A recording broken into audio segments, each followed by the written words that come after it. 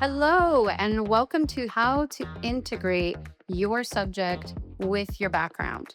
So, I don't know about you, but I meet so many artists, and I remember several years ago, I used to struggle with backgrounds so much. And I'll work with artists, I'll work with students, and they will tell me, I love to paint my subjects, but I have no idea what to do with the background. So, this workshop will cure that if you are struggling with backgrounds. And if you don't struggle with backgrounds, watch anyway because you will pick up some new techniques and new tricks.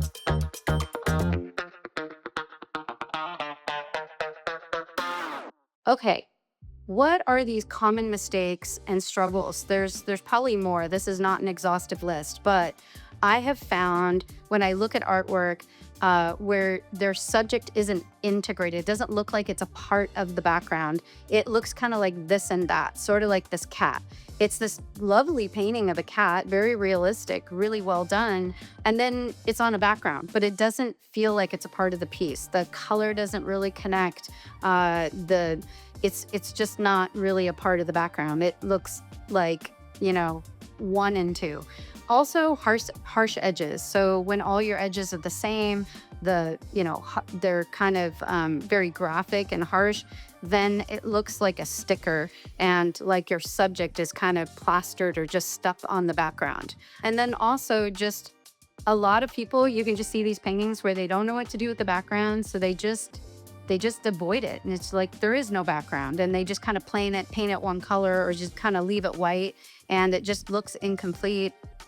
The subject is not really able to show off well because it's not integrated with the background and it's not really a part of the canvas. So those are some common mistakes I've seen with artists who struggle with backgrounds. So what are you going to walk away with? We are going to learn a simple 3-step method to unify your background. And that will help you resolve your paintings with confidence. You'll know that they're finished. You'll know that it all works together, and you won't be avoiding your background or leaving it for last or struggling with, what do you do with it? So I'm going to show you very specific things you can do, and they'll work every single time. So you really will never struggle with a background again after this workshop. And I think that's big. I think that's really big. And that's kind of a big promise that I'm making, right? So I'm basically promising you that after this workshop, you will never again struggle with backgrounds because you can pick any one of the techniques I teach you and I show you, and you can use that to integrate your background with your subject. All right, so what is a 3-step simple process? So these are the 3 things you're going to learn today, and I'll be painting in between each one. So first is a construction strategy. So I'm going to talk to you about how do you want to construct your painting. And I feel like this should work for any style, any method, any technique. This is a basic, I think what most professional artists I know, how they work. So how to construct your painting. So I'm going to talk about that, then I'm going to demonstrate it. Number 2, 3 techniques. So I'm going to show you 3 techniques that you can do anytime you want to integrate your subject with your background. And then the last thing is mastering edges and talking about how important edges are. So I'm going to go into specifics and then I'm going to demonstrate it. All right. So what is this instruction strategy? So there's 3 things. You are going to work big to small. So you're not going to start with the smallest thing first. A lot of artists, especially if you're struggling with your background, let's say you're doing a portrait and you draw your portrait out all perfect and beautiful, and then you go right for the eyeball and you just finish the eyeball 1 inch, and then you move to your next inch and your next inch, and you finish 1 square inch at a time, and you're working small to small. You just work on one small thing after the other. The best way to construct your painting is working big, the whole thing, working your piece as a whole and saving details for last. Also working back to front. So you want to start with your background. That is sometimes counterintuitive to people because you don't really know what you're going to do with your background. So you just go for your subject and you start painting your subject and you don't even think about your background. And then once your subject is done, you're like, oh, I don't know what to do with my background. So you want to start with your background. Begin with what is furthest away and then you work towards the front. Also, blurry to tight. A lot of people, so this kind of plays into edges. They make all their edges tight. They outline everything because they want to see it and they don't want to lose their form. They don't want to lose their subject. So they outline everything. All their edges are tight. And then later, you have to loosen things up and then it looks like you overpainted. So you want to work blurry to tight. Working blurry to tight will help you integrate your subject with your background because your edges will kind of lose themselves into the background. So I will show you examples of that and I will demonstrate it. Okay, so let's get started. The first thing I'm going to do, I will use this transparent red oxide.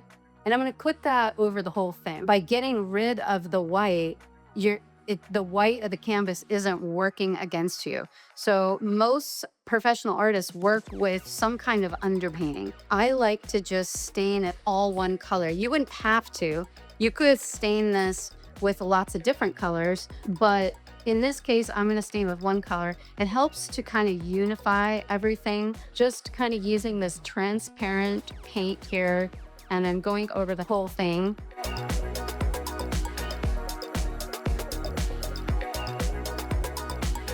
So now I have a little color down and I'm just gonna apply some of this, kind of demonstrating working from big to small. So I'm using the collage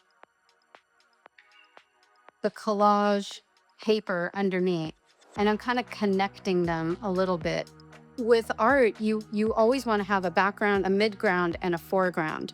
And I think every painting should have at least 5 or 6 levels of depth. The more depth you can put in your painting, the better it's going to look, the more sellable it will be.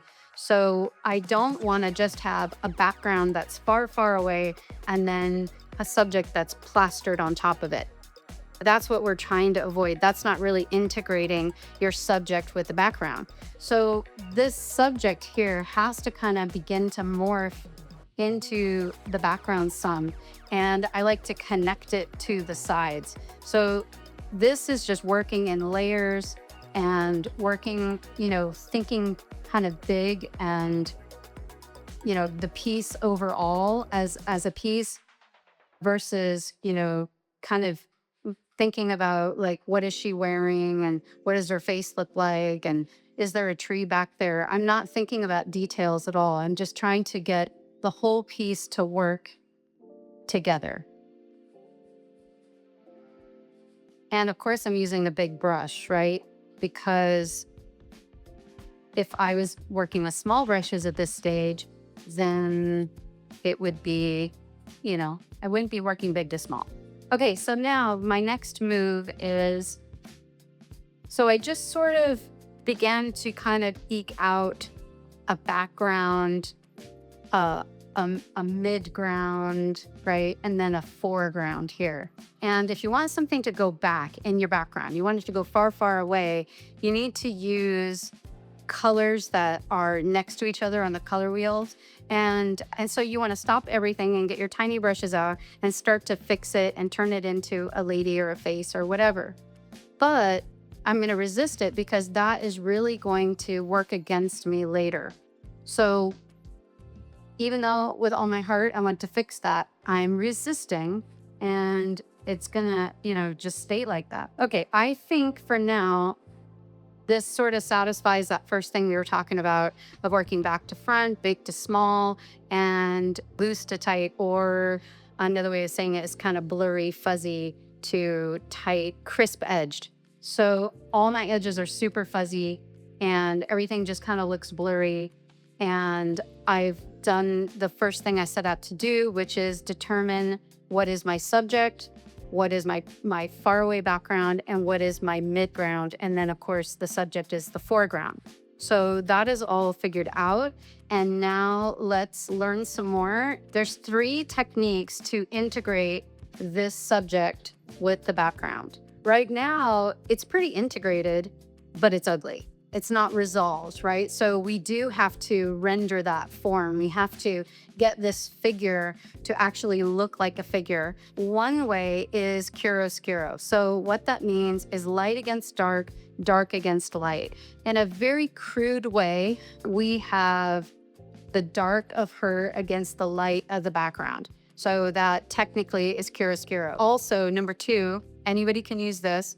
You can divide your canvas into 3 unequal parts. And then the third is bring the inside stuff out and then what is outside inside. So chiaroscuro. So this is, something that the old masters came up with, and it really, really came about in Baroque painting. So wherever the background is dark, you're going to have light. So that's one way to handle chiaroscuro. So rather than painting the entire background one solid color, you could have the lit part of the face dark against it, and then back here where the hair is and maybe where it's dark, you could have light against it and basically blend the two in the back.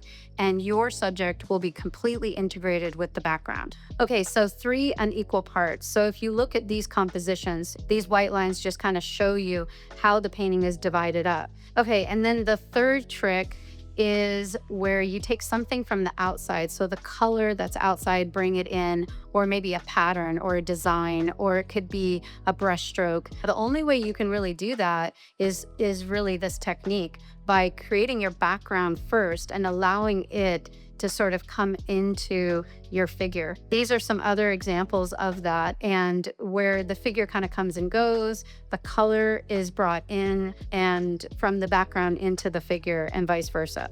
Okay, it is spray paint time. So what I like to do with spray paint is just start playing around with stuff. And, if I'm doing something there, maybe I want to do it here also.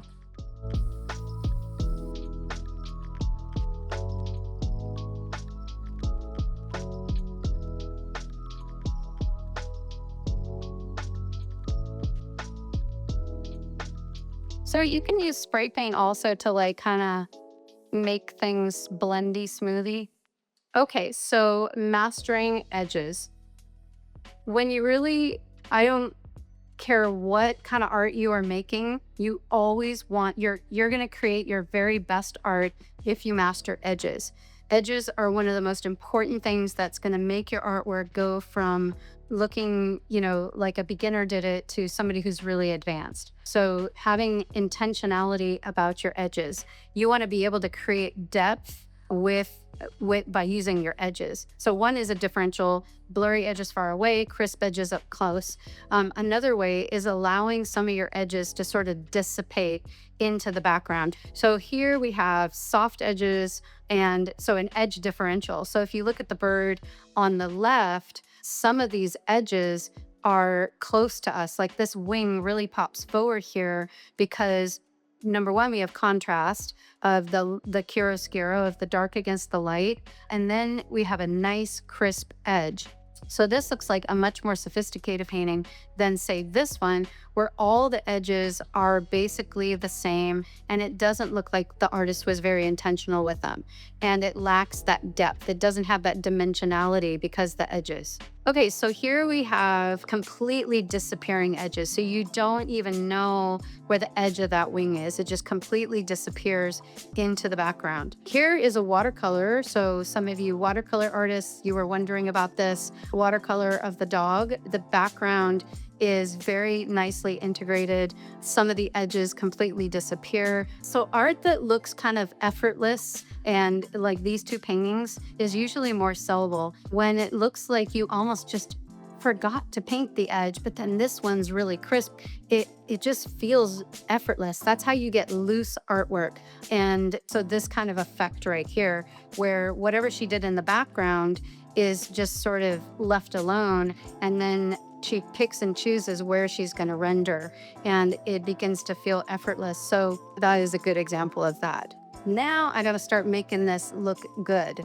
And so now I'm going to start moving down into smaller brushes and work on some background things and really kind of finding the form here. Another great thing for backgrounds is a roller. So if you want to, so the further away your spray paint is from the canvas, the more space it has to kind of dissipate the pigment. So on this roller, it's just kind of a really, easy way to begin to make things in the background. So sometimes I like rollers for abstracts.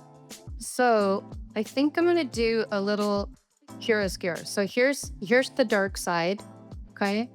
And now I'm going to darken by glazing. It always changes color if it's not working, but I'm gonna kind of glaze this a little bit, and I'm gonna pull her out with highlights.